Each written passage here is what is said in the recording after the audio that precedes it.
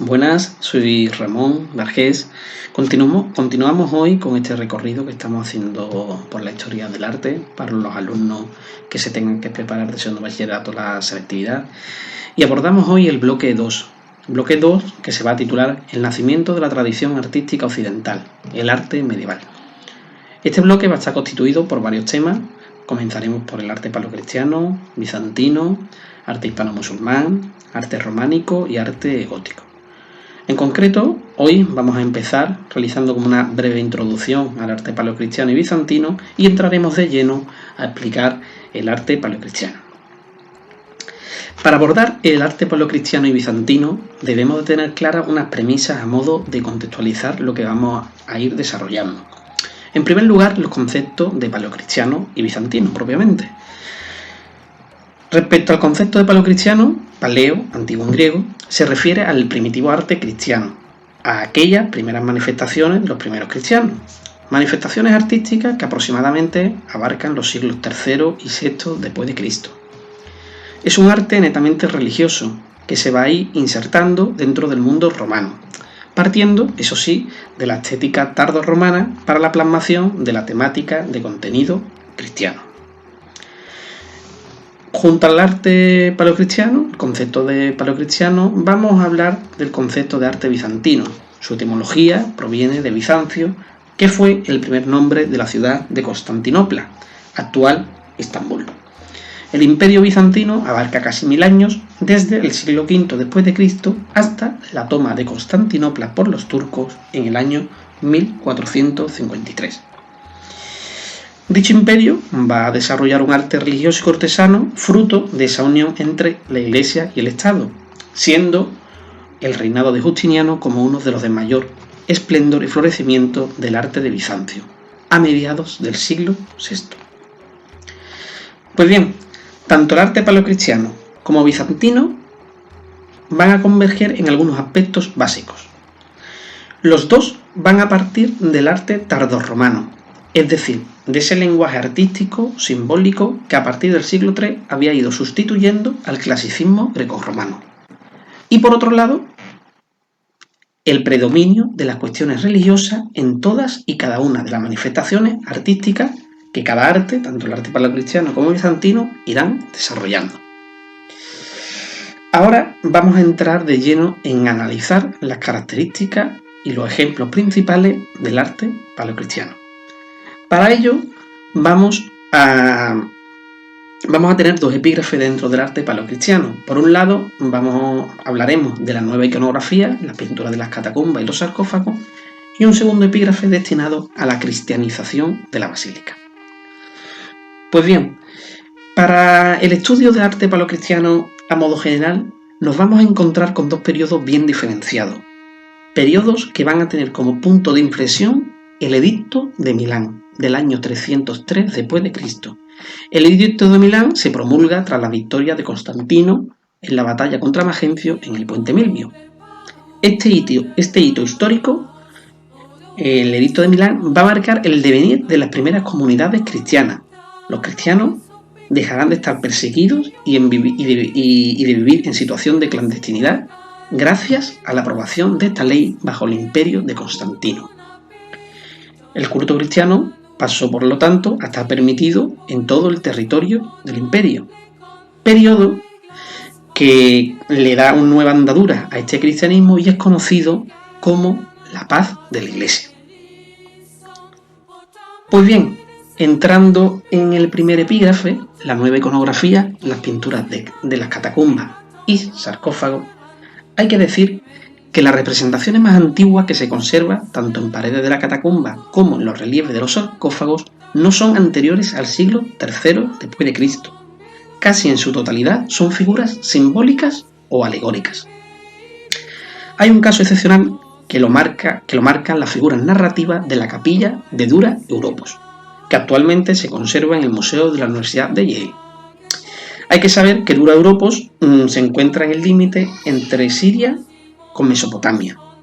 Se tratan de restos de una antigua capilla cristiana instalada en una vivienda que, como podemos observar en la imagen, se va articulando en torno a unos espacios según su funcionalidad, con un patio central batisterio, sala de reunión de fieles, todo ello configurando lo que se conoce con el nombre de Domus Ecclesiae. Pues bien, con estilos rudimentarios se pueden apreciar figuras que evocan aspectos de la salvación, Adán y Eva en el paraíso, la curación del paralítico, entre otros. Lo cierto y verdad es que son las únicas pinturas cristianas que subsisten en un edificio de superficie anterior a la paz de la Iglesia, aunque estén a día de hoy, como ya he citado anteriormente, en el Museo de la Universidad de Yale. Un amplio desarrollo de las primitivas representaciones cristianas la encontraremos en las catacumbas. Tanto las casas particulares como las catacumbas van a ser los lugares donde se congregaban los cristianos, y es allí donde los primeros cristianos van a desarrollar sus manifestaciones artísticas. Las primitivas catacumbas, las que todos conocemos, bueno, pues el foco central va a estar en Roma, aunque también nos podemos encontrar con otras en Alejandría, en Grecia, en Sicilia, en Nápoles, etc. El origen de las catacumbas se encuentra en los arenarios que habían perforado los zapadores romanos. ¿Quiénes eran estos zapadores romanos? Pues bien, eran soldados del ejército romano que se dedicaban a la construcción. Esas perforaciones que hacían en el subsuelo de la ciudad servían para extraer materiales de construcción. Cuando se agotaban y se abandonaban, eran aprovechadas entonces por los cristianos, transformándolas en cementerios y añadiendo nuevos túneles. Pues bien, a las catacumbas se accedían por unas escaleras que llegaban a las zonas estrechas de la galería, que reciben el nombre de criptas. En algunos casos, esas criptas se ensanchan formando cámaras cuadradas o poligonales, como son los denominados cubículos, donde recibían sepultura los quemados, los apaleados, víctimas de las fieras del anfiteatro, mientras que el resto de la comunidad reposaba en nichos abiertos en las paredes de los corredores. Pues bien, esas fosas podían ser rectangulares, denominadas loculi, o semicirculares, denominadas arcosolia, y se iban superponiendo en varios pisos cuando el terreno escaseaba. En cuanto a la decoración pictórica, bueno, las paredes de esas altas y estrechas galerías, que constituían básicamente las catacumbas, fue el lugar del nacimiento de este primer arte cristiano. Se basó en un arte sencillo, ingenuo, casi doméstico. Más que una catequesis plástica, estaríamos hablando, de una plegaria figurada. En cuanto a las características de la decoración pictórica, los artistas cristianos echaron mano de símbolos naturales. Por ejemplo, nos vamos a encontrar con el pez, que surgió como una sutileza semántica, ya que la palabra ichthys, con sus letras puestas en acróstico, daba la sigla griega de Jesucristo, Hijo de Dios Salvador. También nos encontraremos con la paloma, símbolo del alma, el pavo real, símbolo de la eternidad, el crismón, que supuestamente fue lo que vio Constantino en la batalla contra Magencio. Consiste en las letras griegas Chi, Rho, las dos primeras del nombre de Cristo en griego, Christos el ungido. También encontraremos símbolos del ancla. El ancla es símbolo de la esperanza del cristianismo. Y así, como una serie de símbolos eucarísticos, como la vid y la espiga, o el círculo, símbolo de la eternidad. Pues bien, a partir del siglo III van a comenzar a surgir la representación de episodios del Antiguo y Nuevo Testamento. Veremos representaciones de figuras ligeras, esquemáticas, simples, casi abstractas. Se tratan de figuras planas sin perspectiva, inspiran serenidad, con fondos blancos y los colores para las figuras, como por ejemplo colores como pardos, verdes, marrones o rojos, que ahora iremos viendo en las imágenes. Una de las primeras de ellas, pues la representación del buen pastor. El buen pastor llevando a la oveja sobre sus hombros, inspirado claramente en el moscóforo del arte griego, que simboliza al mismo Cristo, el buen pastor que, según la parábola, el Salvador que recoge al alma y la lleva a la celeste pradera. También nos encontraremos escenas del paraíso eterno, evocando a las primitivas representaciones de la fábula de Psique, Ulises y Orfeo, a Jonás con la ballena, a Noé y el arca, a Daniel y el foso de los leones, a Abraham sacrificando a su hijo Isaac, o a Moisés haciendo brotar de la roca agua. Y bueno, y así pues un buen número de escenas que remitían a la misión salvadora de Cristo. Los ejemplos más significativos del arte pictórico de los primeros cristianos y que hemos estado viendo anteriormente, vamos a señalar ahora dónde van correspondiendo según las catacumbas. Como hemos dicho, el foco principal del desarrollo de las catacumbas va a ser la ciudad de Roma y vamos a destacar 3 de ellas. Por un lado, hablaremos de la catacumba de San Calixto, que es del siglo III después de Cristo. En ella podemos observar en la imagen esa longitud y estrechez de los pasillos. Deja de entrever también la imagen esos lóculos para albergar a los difuntos, así como una representación pictórica de lo que sería un banquete eucarístico. Por otro lado, vemos la catacumba de Domitila, siglo III después de Cristo. En ella observamos, pues lo que hemos estado comentando antes, esas características internas, ¿no?, de las catacumbas, como son el cubículo y la arcosolia de Domitila, con esa decoración y esa ornamentación pictórica.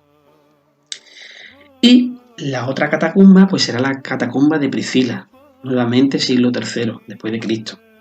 Vemos representación pictórica de Cristo como maestro, la orante y la Virgen con el niño. También nuevamente vemos un episodio del banquete eucarístico y una singular representación, que por eso os la pongo, quizás la más primitiva que se conoce respecto a la representación pictórica de los 3 Reyes Magos. Pues bien, dejamos a un lado la decoración pictórica y nos centraremos ahora en hablar sobre los sarcófagos. Tenemos que saber que como característica principal, los sarcófagos tienen una finalidad funeraria. Están fabricados en proceso para el descanso del difunto. Ellos se realizaban en mármol o en piedra y estaban tallados por 3 de sus lados. Los más destacados, que son los que voy a comentar, por un lado es el sarcófago del Buen Pastor, del siglo III después de Cristo. Está en el Museo del Louvre, es de mármol, en el centro se representa la figura del Buen Pastor, Cristo como guía de nuestras vidas, con 2 cabezas de leones como signo de fuerza, y está decorado con los estrígiles. ¿Qué son los estrígiles? Bueno, pues son esas líneas sinuosas alrededor del Buen Pastor, que es lo que nos da ese movimiento en esa cara tallada del sarcófago. Por otro lado, vamos a ver el sarcófago de las Termas de Roma, del siglo III después de Cristo.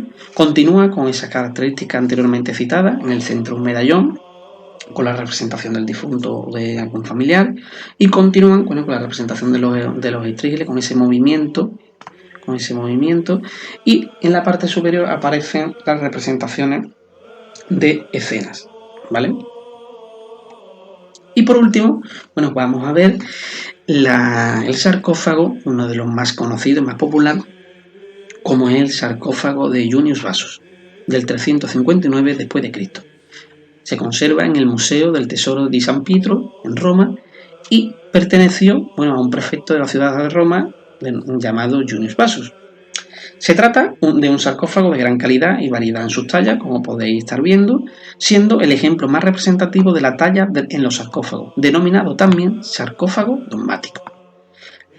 Se representan las escenas divididas entre columnas y eso hace que ganen en plasticidad y lo allí representado, ¿no?, en la talla. Veremos toda una representación que ahora vamos a ir cronológicamente citando. En la parte superior empezaremos por el lado, iremos de izquierda a derecha, ¿vale? Veremos el sacrificio de Isaac, el prendimiento de Pedro, Jesús en el centro entronizado junto a Pedro y Pablo, el prendimiento de Jesús y Pilatos lavándose las manos. En cuanto a la parte inferior, de izquierda a derecha, vemos a Jesús ante Pilatos, a Adán y Eva en el paraíso, entrada de Cristo en Jerusalén, Daniel y el prendimiento de Pablo. En definitiva, el sarcófago de Junius Bassus es un claro ejemplo del cristianismo primitivo.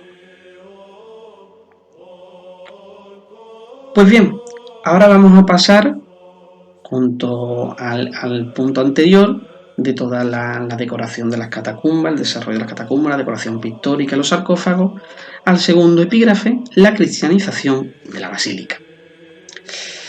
Como punto de partida tenemos que nuevamente mencionar la promulgación del Edicto de Milán del año 313, ya que el edicto supone, pues ese punto de inflexión para los cristianos, ya abandonarán la clandestinidad y pondrán en práctica la religión confesional del Estado. Desde entonces, pues la Iglesia y el Imperio van a quedar asociados. Constantino, a la vez que permite la profesión de la fe cristiana, realiza este acto como de agradecimiento por la victoria, como ya dije, en la batalla del puente Milvio sobre Magencio, en la que creyó haber disfrutado de la ayuda de Dios. Esta nueva etapa para la Iglesia, el cristianismo experimentó un enorme avance, ocupando poco a poco las parcelas de poder. El segundo momento en esta transgresión del cristianismo viene dada con el Edicto de Tesalónica, año 380, cuando el emperador Teodosio convierte el cristianismo en la única religión oficial del imperio. Desde entonces, la Iglesia se va a organizar en torno a los obispados, que se convertirán en una sólida estructura de poder frente al Estado. Esta nueva Iglesia necesitaba de edificios para el desarrollo del ritual cristiano. Se requería entonces de un amplio espacio que acogiera a la comunidad en su interior. Y la solución a todo ello fue cristianizar uno de los edificios romanos, como era la basílica. La basílica estaba constituida por una gran sala pública de reuniones, utilizada civilmente como tribunal de justicia y lonja comercial. Por lo tanto, veremos durante los siglos IV, V y VI una auténtica fiebre constructiva favorecida por el dinero de los emperadores y de las clases altas, encontrándonos grandes basílicas e iglesias en Roma, basílicas en las principales ciudades y pequeños santuarios dispersos por todo el imperio. Pues bien, el modelo de arquitectura templaria, como hemos dicho, es el de la basílica romana. Dicho edificio fue adaptado según las necesidades cristianas. Se cambiaron la orientación del espacio, ya que pasó de ser transversal a longitudinal, configurándose así todo el espacio común en un espacio común para el recorrido de los fieles, desde la puerta de entrada hasta el altar, donde se va a producir ese encuentro con Dios. Los templos cristianos, que seguirán llamándose basílicas, constan de 3 espacios bien diferenciados: patio de acceso, una gran sala rectangular interior y la zona del altar o presbiterio. Vamos a ir ahora a continuación viendo cada una de ellas. El patio de acceso es un patio de acceso abierto y porticado, que nos viene a decir que en el exterior está el pecado y en el interior la salvación. Nosotros accedemos para conseguir la salvación. Nosotros estamos en pecado y entramos para conseguir la salvación. En esta zona es donde permanecen los catecúmenos, que son los que aspiran a ser cristianos, pero aún no han sido bautizados. Dejó de plantearse en la arquitectura cristiana en la Edad Media, pero va a tener mucha repercusión, mucha influencia, como ya veremos, en la arquitectura islámica. El otro espacio es la gran sala rectangular en el interior, que va a estar dividida entre 3 o 5 naves y una cubierta realizada de techumbres planas de casetones o columnas.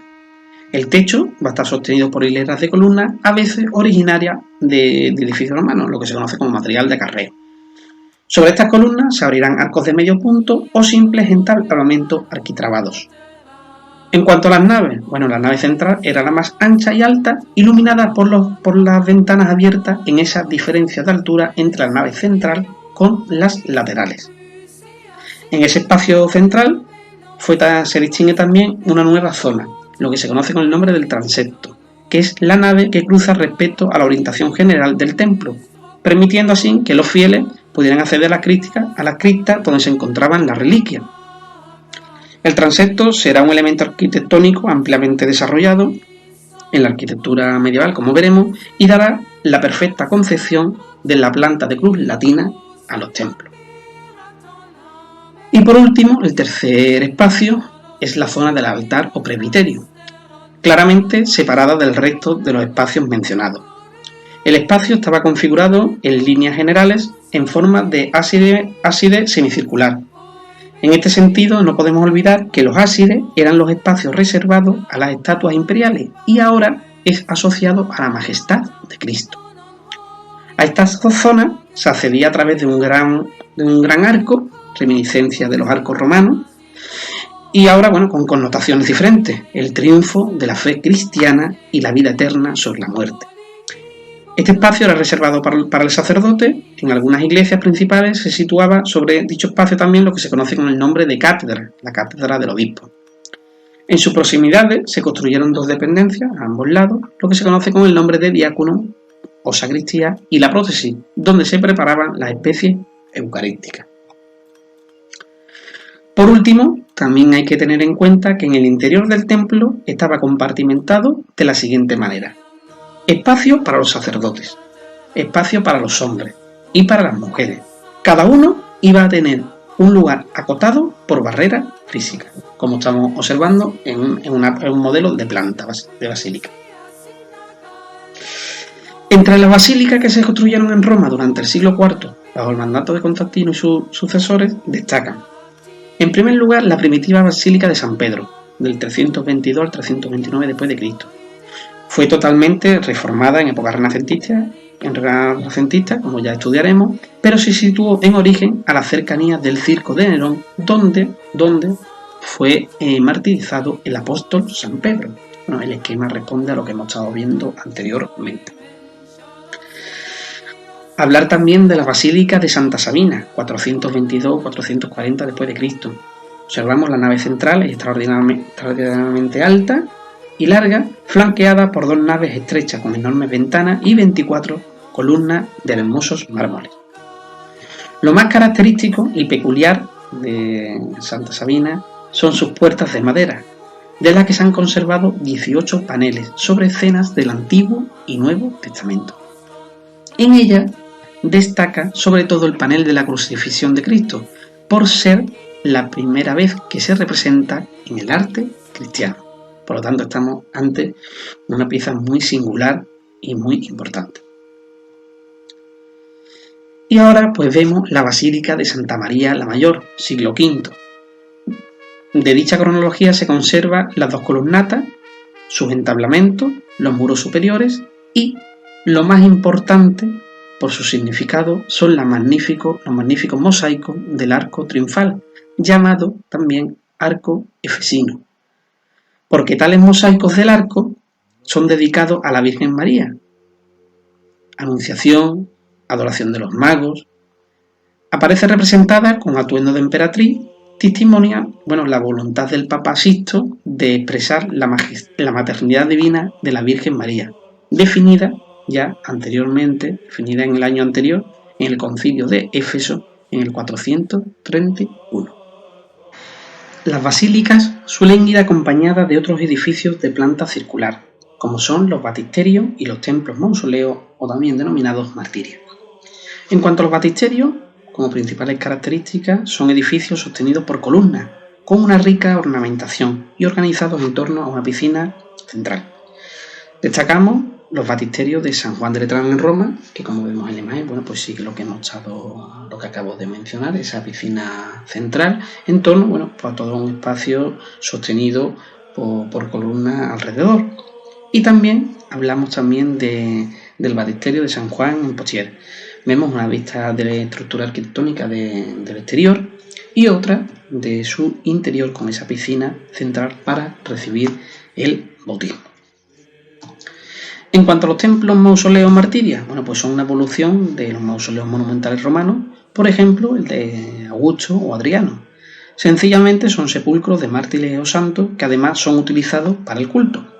El más sobresaliente de todos ellos es el que estamos viendo, que es el mausoleo de Santa Constanza, en Roma, edificado en torno al 350 d.C.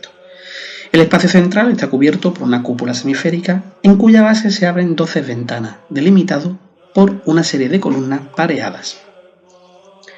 El espacio central está rodeado por una bóveda anular decorada con mosaicos, con representaciones de escenas de la vendimia como símbolo cristiano de la vida de ultratumba.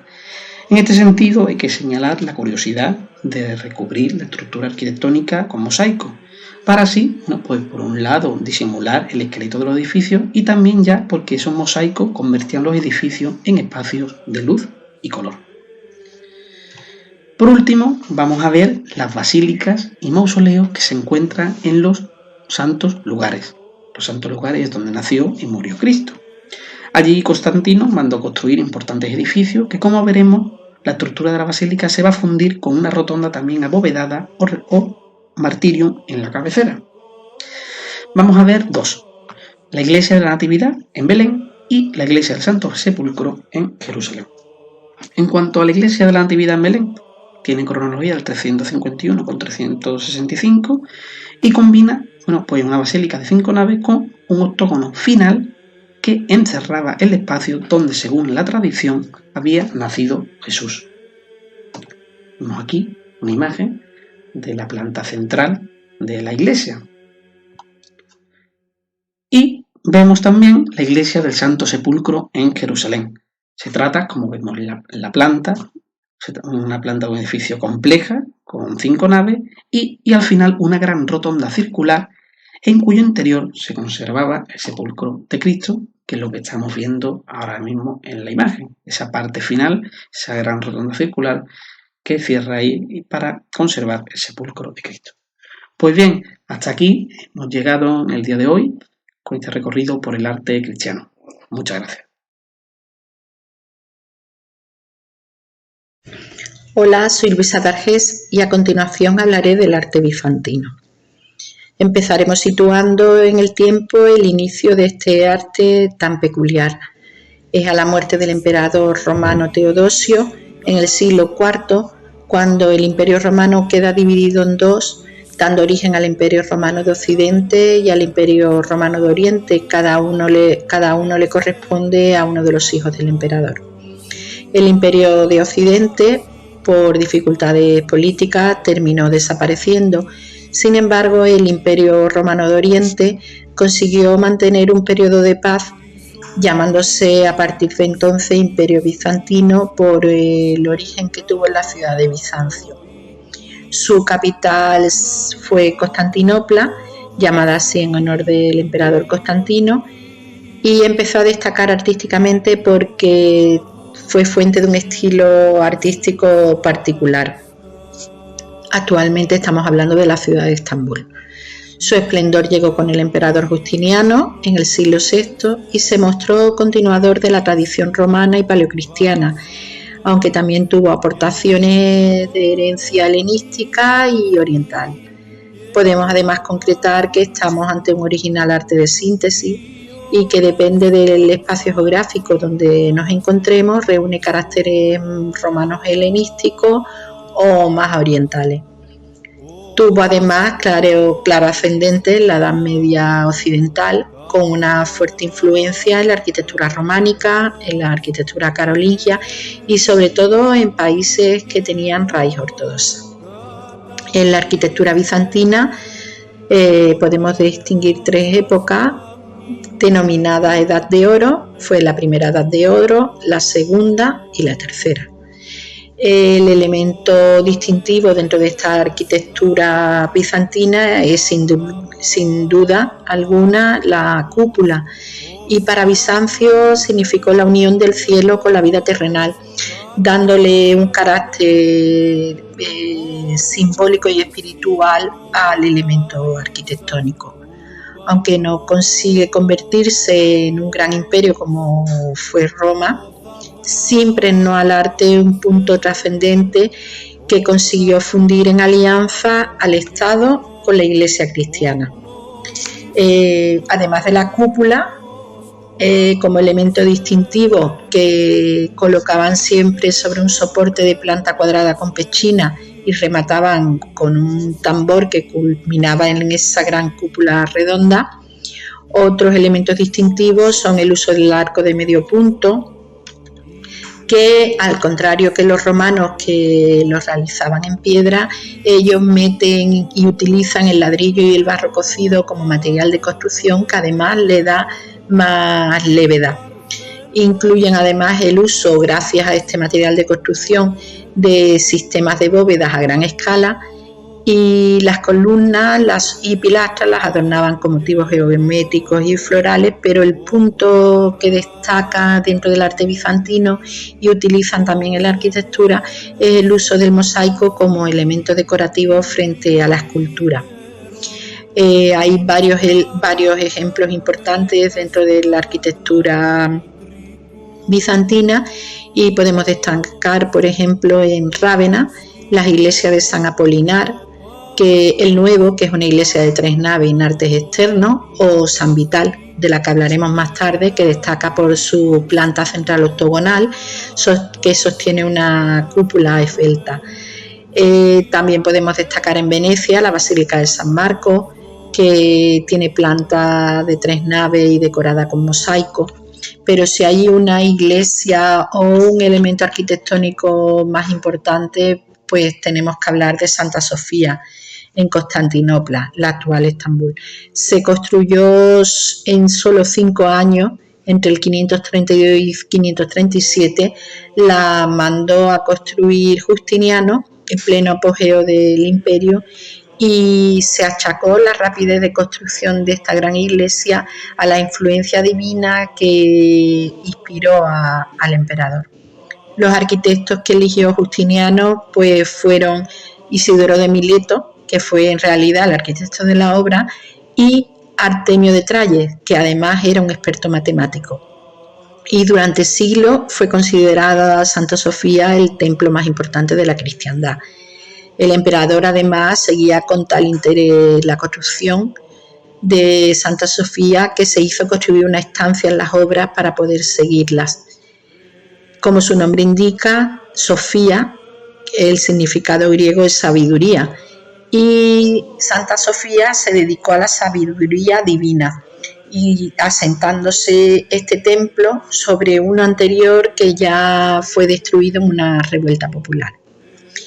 El edificio además da un sentido al espacio, que la gran cúpula, que además es una herencia romana, tenemos que fijarnos en el Panteón, se sostiene sobre 4 pilares con pechinas que simbolizan el poder divino, y todo lo que está por debajo se organiza de tal manera y con tal orden que representa un poder terrenal ordenado por el emperador, de forma que el espacio central, que queda libre, y la iluminación se distribuye de tal forma que da la impresión que estamos ante un lugar sobrenatural. Es un edificio que a su vez tiene una planta central y una basilical, y da pie a una forma estructural nueva. La cúpula, que como decíamos está embutida en un cuadrado sostenido por pechinas, y cada una va sobre un pilar que son la clave de sujeción. Y hay una curiosidad, y es que las piedras fueron unidas por plomo. De esta manera de construcción apunta a una cúpula inmensa, aérea, liviana, que no tiene apenas peso. Desde el exterior no se distingue esta levedad, pues vemos el tambor que rodea la cúpula con las ventanas que iluminan el templo y no se admira y no se puede contemplar. Utilizaron además tejas para aliviar el peso de la cúpula, y los materiales de decoración llegaron de lugares tan remotos como Siria, Persia, utilizando piedras verdes, negras y amarillas. Estuvo además decorada por multitud de mosaicos e imágenes, pero la llegada del periodo iconoclasta llevó a la destrucción o desaparición de la mayoría de las mismas.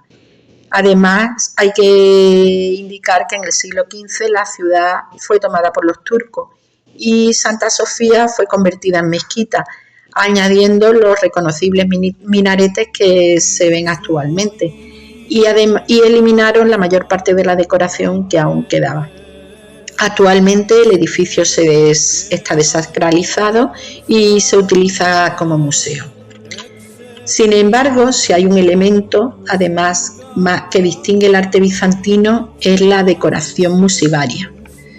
El origen del mosaico, aunque es muy antiguo, ya lo usaban los caldeos, y fue utilizado además en los edificios por los romanos, no alcanzaron el nivel de perfección del arte bizantino. El uso romano como solería lo separa del uso bizantino, que lo utiliza como decoración de paredes y cúpulas. La técnica de los mosaicos es conocida y es colocar pequeñas teselas sobre cemento, que pueden ser los opus tessellatum y los opus vermiculatum, según el tamaño que tiene cada tesela y el contorno que se le quiere dar. Además, dándole el lugar correspondiente, se consiguen realizar figuras y paisajes y otros elementos decorativos. La importancia de distribuir estas teselas según los tonos, las formas y los colores, y con la ayuda de la luz que entraba, se contribuía a la idea espiritual del arte. Los mosaicos además se caracterizan porque magnifican la figura imperial, tienen una gran riqueza cromática y simbolizan de esta manera la luz y la divinidad. Tal era la importancia del mosaico en el Imperio Bizantino que se crea un taller imperial en Constantinopla, que fijaba además cómo tenía que ser la escenografía dentro del templo. Desgraciadamente, a partir del siglo VIII, la aparición de la iconoclasia llevó a la desaparición de este taller e incluso la destrucción de muchos de los exponentes que podíamos hallar en las distintas iglesias. Empujado además este periodo por el poder que acumulaban algunos monasterios frente al poder imperial, la creencia de algunos textos sagrados en contra de imágenes y el decreto del emperador León III, que se dice tenía consejeros judíos y musulmanes, pues supuso que hubiera varias discusiones teológicas afectando la decisión política finalmente al arte, imponiéndose la iconoclasia.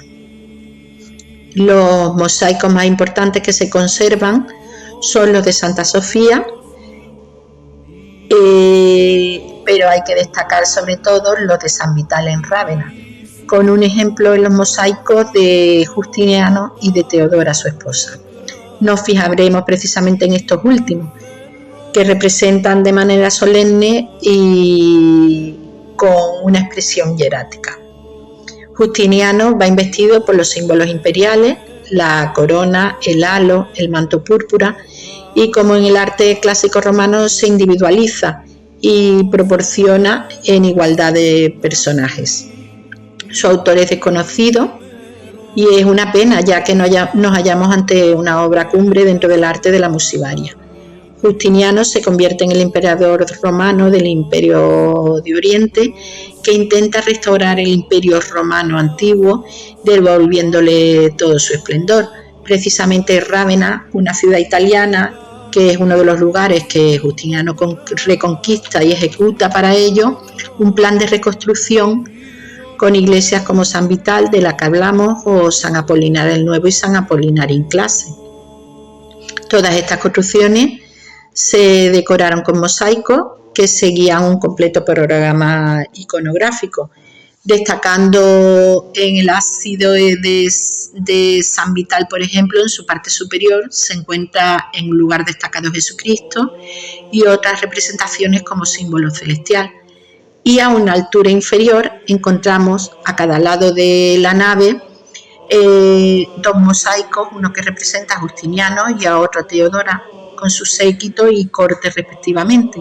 Esta altura en un peldaño inferior representa el símbolo imperial terrenal bajo el poder celestial. Si analizamos el mosaico de Justiniano, colocado en el centro, está rodeado de altos mandatarios, religiosos y otras dignidades, y como decíamos, el manto púrpura lo distingue como emperador, incluyendo la corona y el halo de su cabeza. Los personajes además llevan objetos relacionados con la Eucaristía. Justiniano, por ejemplo, sujeta una patena. Las figuras están de frente, no tienen perspectiva y el fondo es neutro y aparecen como flotando. En este caso, el fondo, que está dorado, está flanqueado por unas columnas que hacen que resalten la figura. En cuanto al al mosaico de Teodora representa el camino que ésta realiza junto con su corte desde Santa Sofía al Palacio Imperial, cuyos interiores se representan con cortinas de gran variedad cromática. A pesar de que a Teodora se le suponía humilde, era una mujer muy influyente y en el mosaico aparece decorada con joyas. Como curiosidad, en su ropaje incluyen la representación de los 3 Reyes Magos, que simbolizan además a los emperadores como portadores a su vez de regalos. Se intenta dar una profundidad a la escena con la aparición de otra estancia en una esquina y a pesar de ello no existe un realismo en la representación y al igual que el mosaico de Justiniano, las figuras aparecen ingrávidas, como sostenidas en el aire. Como final a nuestra exposición, comentaremos que el arte bizantino se esforzó en vincular la fe cristiana y el poder imperial, y en el caso de la musivaria, este hecho se vio reforzado por la maestría de representación de los poderes, tanto el celestial como el terrenal. Nos vemos en nuestro próximo capítulo y como siempre espero que haya sido de utilidad. Gracias.